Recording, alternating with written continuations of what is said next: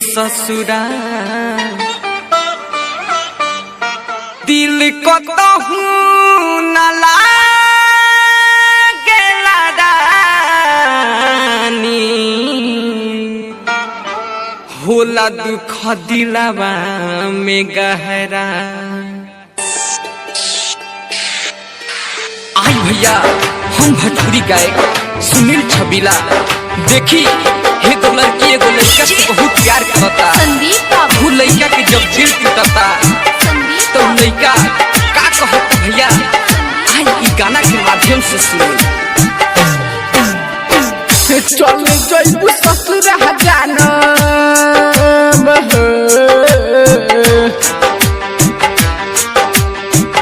चल जइबू ससुरा जानम में हदीरा चाहिए आ जहाए से पहले जइह जहर पियाई के जहाए से पहले जइह जहर पियाई के मोड़ा ले मुँह हमसे दिलावा लगाई के मोड़ा ले मुँह हमसे दिलावा लगाई के जहाए से पहले जइह जहर पियाई के जहाए से पहले जइह जहर पियाई के।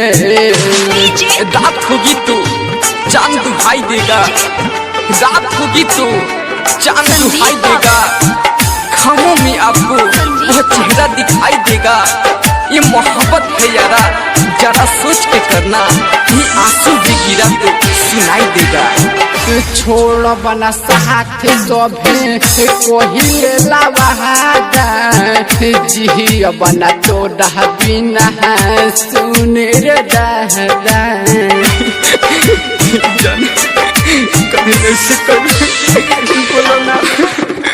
छोड़ बना साथ सभे कोहिले लावादा जी बना तोड़ा बिना सुन रे दादा मन करे मोहन जाई बहु मन करे मोहन जाई जोहर माहुर खाई के जहाए से पहले जइह जहर पियाई के जहाए से पहले जइह जहर पियाई के।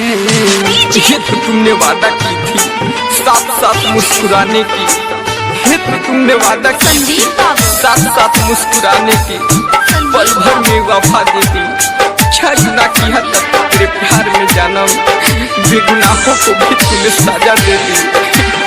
कहियाले रहबू परबू यारे उनके डोर में सुनीला छबीला मिले याद नैहर में ये जान जाए से पहले झूठों के एक बार आई लव यू बोल दो।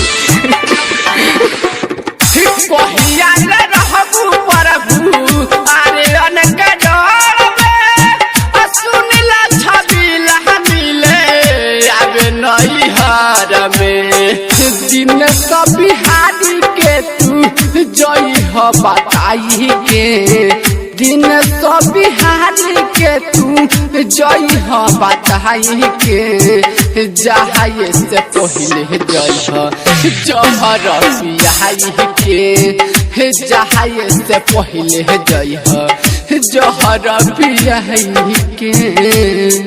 चल जइबू ससुरा जानम में हदीरा चाहिए आ जहाए से पहले जइह जहर पियाई के जहाए से पहले जइह जहर पियाई के मोड़ा ले मुँह हमसे दिलावा लगाई के मोड़ा ले मुँह हमसे दिलावा लगाई के जहाए से पहले जइह जहर पियाई के जहाए से पहले जइह जहर पियाई के।